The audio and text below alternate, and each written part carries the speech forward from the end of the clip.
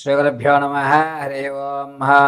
పరాభావనవ సంవత్సరంలో కన్యారాశి వారి యొక్క ఆదాయ వ్యయ రాజపూజ్య అవమానాలు చర్చిస్తూ ఈ సంవత్సరం అంతా కూడా వీరి యొక్క ఫలితాలు ఏ విధంగా ఉండబోతున్నాయి అనేటువంటి విషయానికి వస్తే కనుక, ముందుగా ఆదాయం 8, వ్యయం 11, రాజపూజ్యాలు 3, అవమానాలు 3గా ఉంటాయి.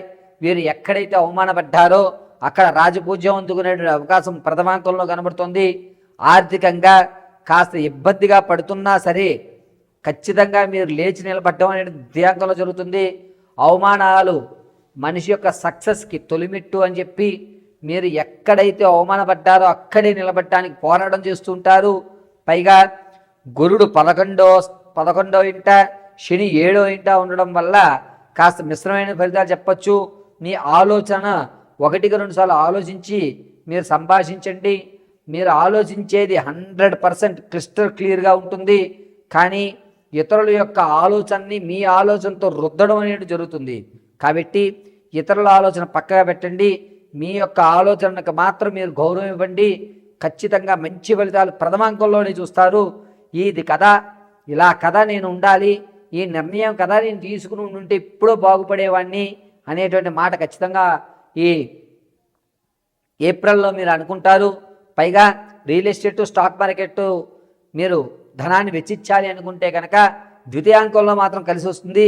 ప్రథమాంకంలో ఎట్టి పరిస్థితుల్లో కలిసి రాదు.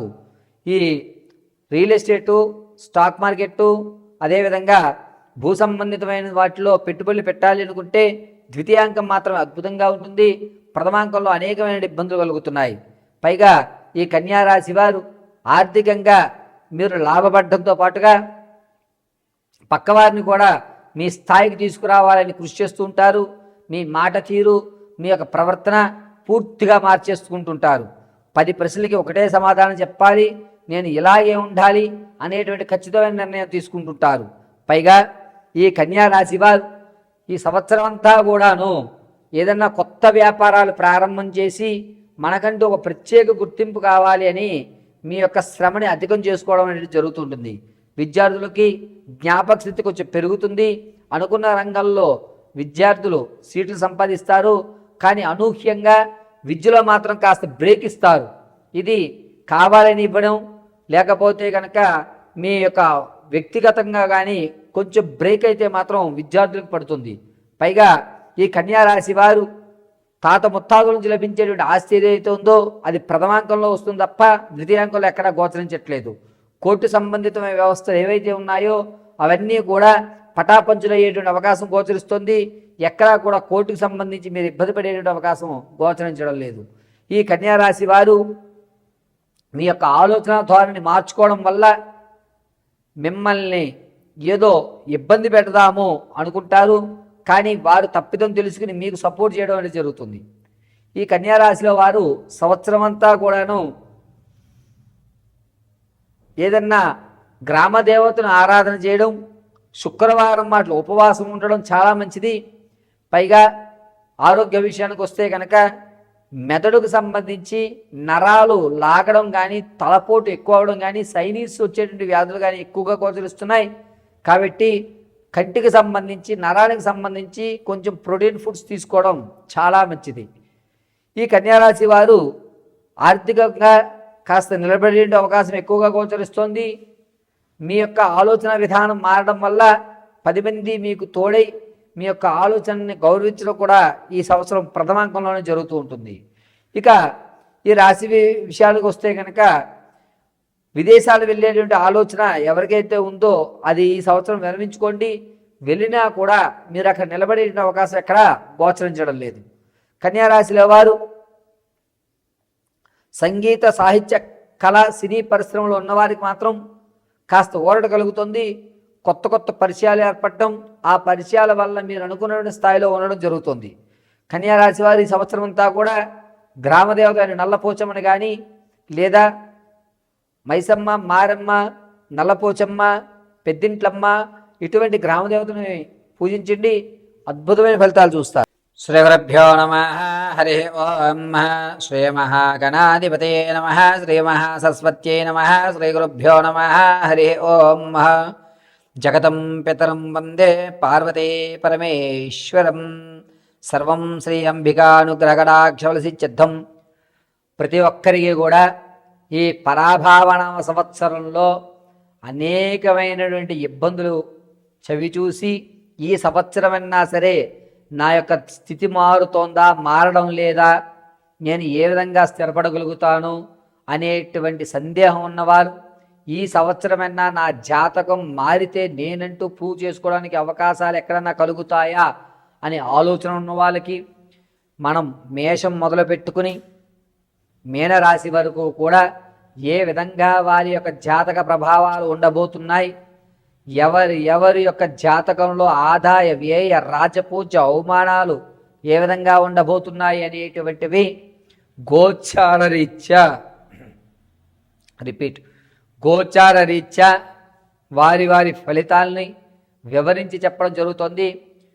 క్షుప్తంగా ఆదాయ వ్యయ రాజపూజ అవమానాలు వారి యొక్క స్థితిగతులు ఈ సంవత్సరంతో ఏ విధంగా ఉండబోతోంది అనేది మనం ఇప్పుడు వివరణగా నేను ఇప్పుడు చెప్పేటువంటి ప్రతి రాశి ఫలితము కూడా గోచారరీత్యా మాత్రమే తెలియజేయడం జరిగింది. వ్యక్తిగతంగా మీ జాతకాన్ని తెలుసుకోవడానికి కింద స్క్రోల్ అవుతున్న నెంబర్ని సంప్రదించండి. ఆ నెంబర్ సంప్రదించినప్పుడు మీ date of birth, time, place of birth ఈ 3 ఆధారాలుగా మీ పూర్తి జాతకాన్ని విశదీకరించి చెప్పడం జరుగుతుంది.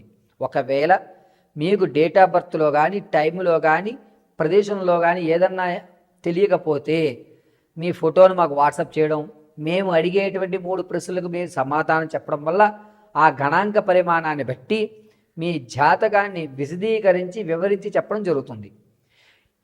ఖచ్చితంగా మీకు ఉద్యోగ ప్రాప్తి ఎప్పుడు కలుగుతుంది, గ్రహదోషాలు ఏమన్నా ఉన్నాయా, వివాహం కాకపోవడానికి కారణం ఏమిటి, సంతానం కలగకపోతే కనుక ఏ విధమైనటువంటి పరిహారాలు చేసుకోవాలి, అదేవిధంగా ఉద్యోగంలో ప్రమోషన్ రావడానికి ఏ విధమైనటువంటి దేవతారాధన చేయాలి, ఏ రోజు ఏ దీపారాధన గావించుకుంటే ఏ దేవతామూర్తి యొక్క నామస్మరణ మనం చేస్తే మనకి కలిసి వచ్చేటువంటి యోచనగా ఉంటుంది, ఆర్థికంగా నిలబడాలి అంటే కనుక ఏ దేవతామూర్తి యొక్క మూలమంత్రాన్ని మనం పఠించుకోవాలి,